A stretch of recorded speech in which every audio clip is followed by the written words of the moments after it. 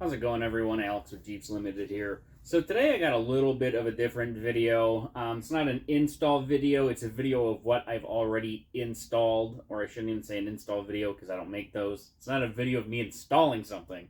It's a video of something I've already installed. I didn't take a video of it because it was just kind of a pain, a lot of up and down and in and out, and it was kind of hard to film, so I just stopped. But what I did, I installed one of these differential cable locking kits. What it does is it removes your vacuum actuated center axle disconnect on the Dana 30s and switches it with just a manual cable that runs up to a little knob under your dashboard so that you can just manually activate that.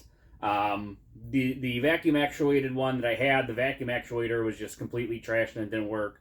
And rather than just getting a new one, I was like, well, these seem like an upgrade. A lot of people talk about these being an upgrade, and in a way kind of is. In a way, I actually think it's kind of stupid, and probably would have just put a normal vacuum actuated one back in there. But one thing that it does do that's nice for my application, I have a lunchbox locker in the front, so it's just a locker. Anytime you apply torque to it, this technically makes it a selectable locker because I can put it in four-wheel drive, have one tire, which will be my front driver tire, will always spin. My passenger tire won't spin until I engage that, so you can make it technically a selectable locker, which is why I went this route as opposed to just putting you can get like a TJ shaft that just bypasses it and you just plate it off. I didn't want to go that route because then I would just be locked. I just have a front locking diff all the time, and I didn't really want that. So I'm just going to show you guys how I installed this. I think it worked out pretty decent the way I did it. I'm pretty happy with it.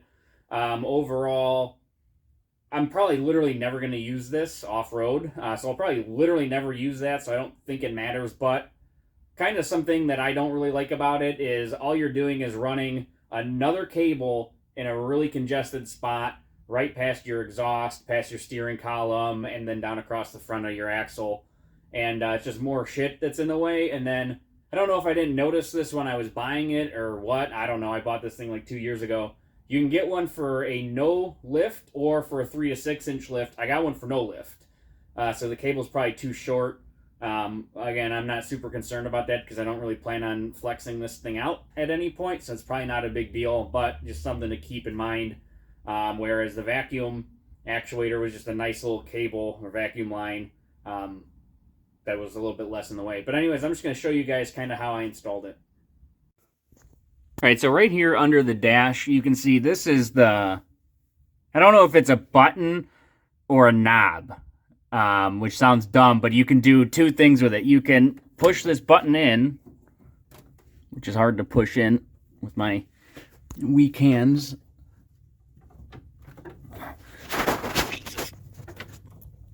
There, okay, so you can push it in and pull it out, and now it's trying to engage, and it probably won't go out all the way without me moving it to get the splines to line up, but you can also turn it. So I don't know, the instructions say to push the button, but turning it does the same, and now you'll notice if I turn it, it comes out all the way. So I'm not even sure how that's supposed to work, but you know, I've tested this the best I could, and I do believe that it works.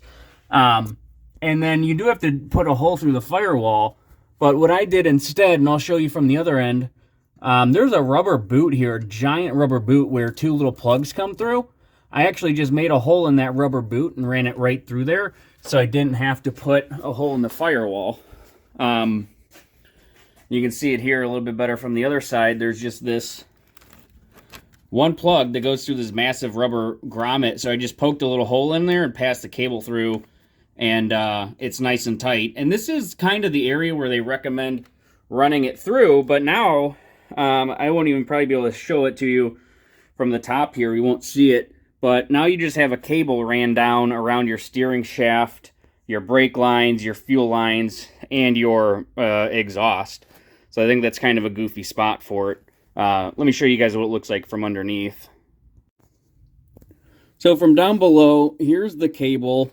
Like I said, it's just running. It's in a nice spot. It's not going to probably rub on anything. It's not going to get into the steering, but it's close. It's just already a congested area, and I don't really like putting more stuff there.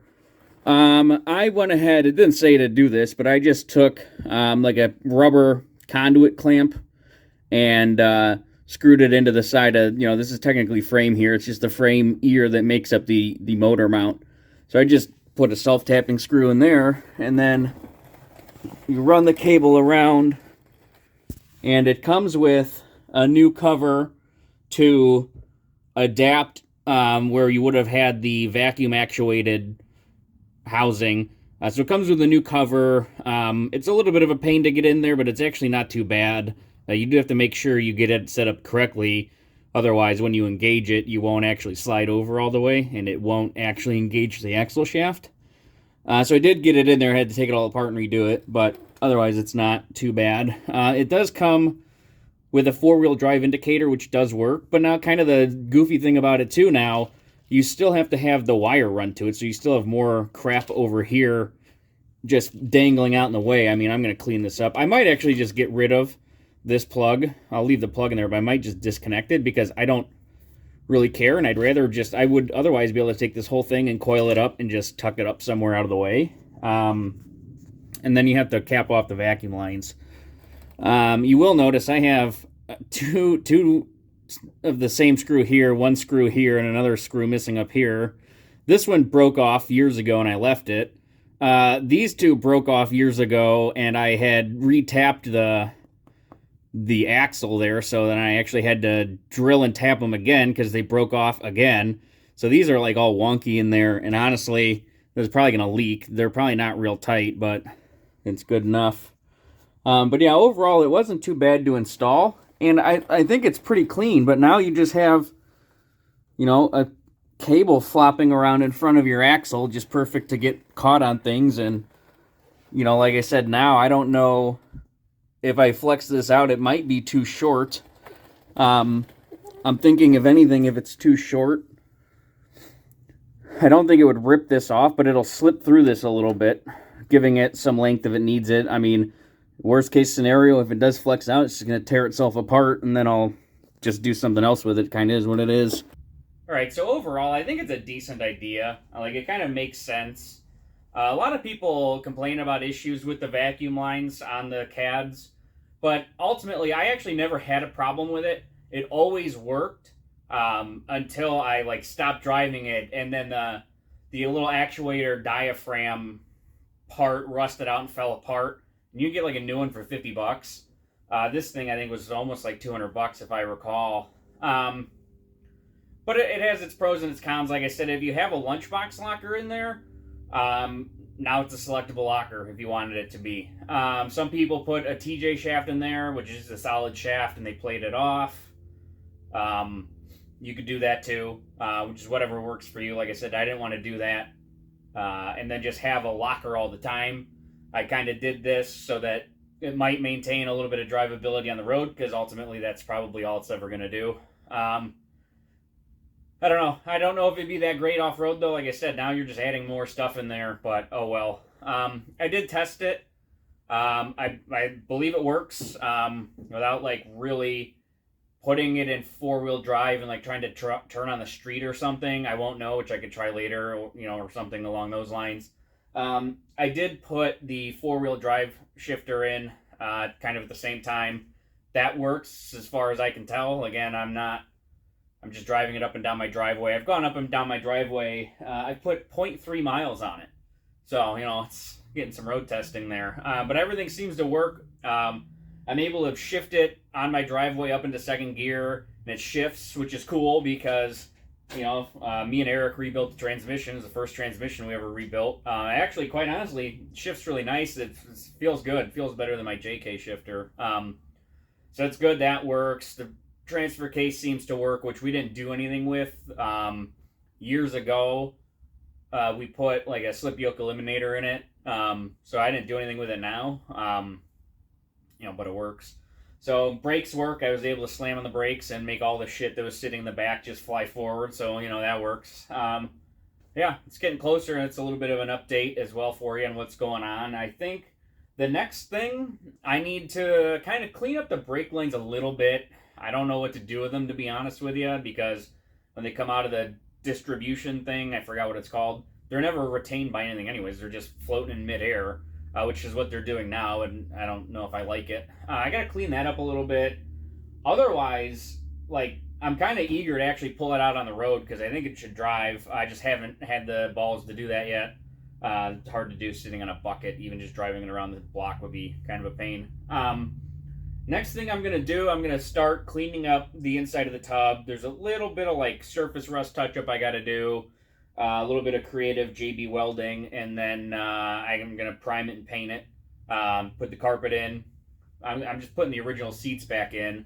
Just going to power wash them, get new seat covers.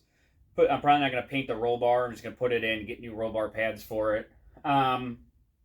The windshield has a little bit of surface rust on it that I think I can fix pretty easily, and then I'm going to repaint it. It's a little bit rusty. It is a little bit beat up. I'm not going to fix it all that well.